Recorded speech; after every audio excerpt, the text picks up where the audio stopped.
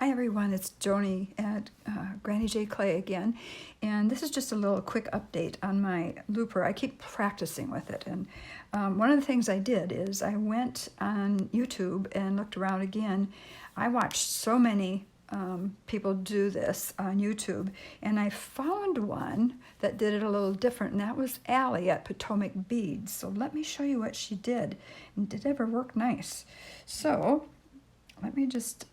This is the same, green wire that I used on my last video when I did this.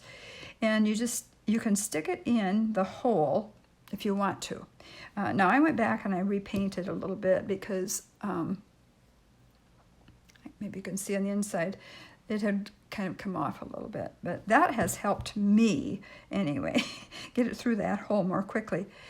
But she said, when you make your first, if you're going to make a double-ended loop and put a string of a bead on, you don't need to really push it through there too far, because that's kind of a waste of wire. So what she did is she brought it back to about right there, even out of that hole. She didn't even put it in the hole, and she just held on to it, and it was still up to the pin here.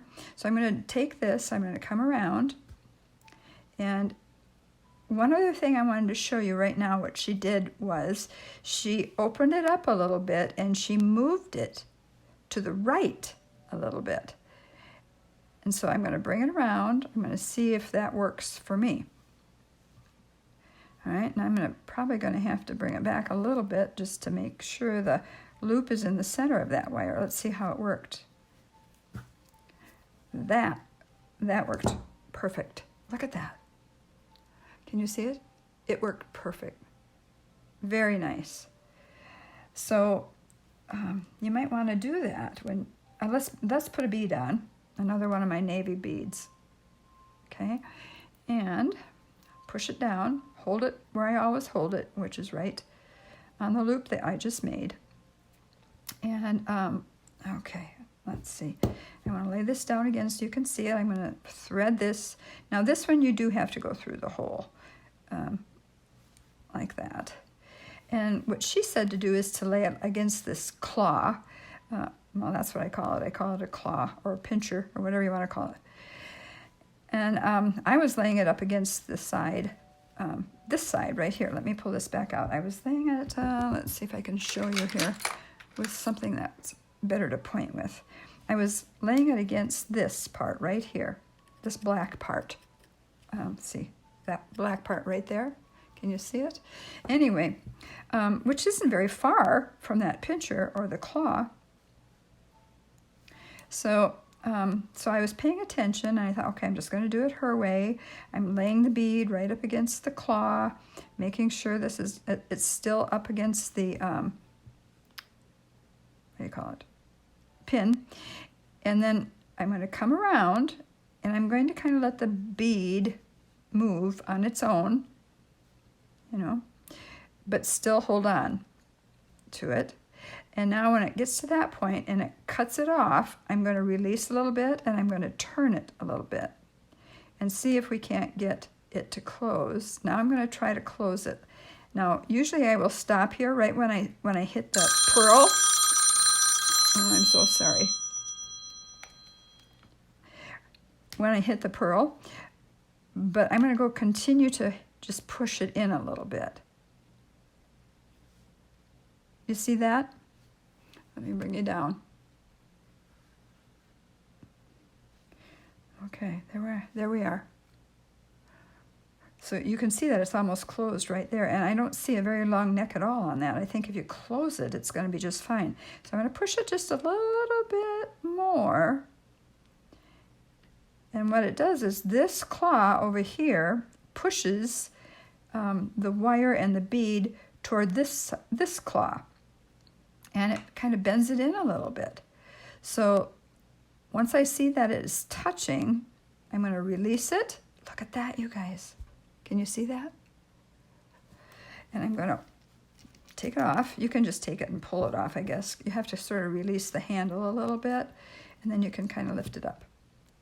But look at that. Now that's really good. I think that's really good. So thank you, Allie at Potomac Beads. Let me just come in and look at that a little bit. I want to see if it slides at all. I don't even, well, I do want to come in with this and kind of make sure it's closed. I think it is, though. Yeah, it is. But can you see that there's hardly any neck on it? Barely. And let's see how much it moves. Yeah, I did this with the other ones. Like I said, it can rotate around. That's not any big deal. But you don't want it to slide back and forth very much. And it isn't sliding at all. Not at all. That is a good technique. I like that. I like what she did. Let's do it again so you can see what she did. Oh, let's see. I needed a larger piece of this. I know some of you do have trouble with the looper or have had trouble with the looper like I had. Let me bring this back up a little bit. And I'm just going to use this nylon jaw plier to straighten out my wire a little bit. Okay. And then I will just come in and I'm going to clip a little bit off. Put that aside.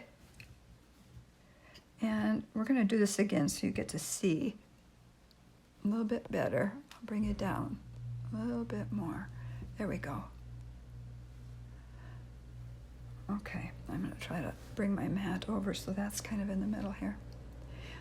All right, let me see if I can stay there and stay in view. I really apologize for that last video. That was kind of out of view a lot. All right, so I'm going to bring it in. Not going to waste very much of my wire on this end. So I'm just going to lay it there. Make sure you have to make sure you hold it though. So I'm going to hold it right here. I'm going to hold it right close. I'm leaning up against the looper. Okay, so I'm going to come in. It's going to break. Watch it break it. It broke it right there. Okay, so you can continue to bring it around a little bit, but I'm going to release it and I'm going to turn it toward the cutter a little bit. And I'm coming in and that jaw is going to bring that right around and I'm going to straighten out the wire. So that was Allie at Potomac Beads. You can look her up on YouTube and see her do it. Okay, I think it was back in 2013. I looked at the date. Now this silly wire likes to go up. Do you see how that, it's kind of flipped up there away from the, it should be down. If I can show you, there it is. So this part of the wire right here, this tip is up a little bit.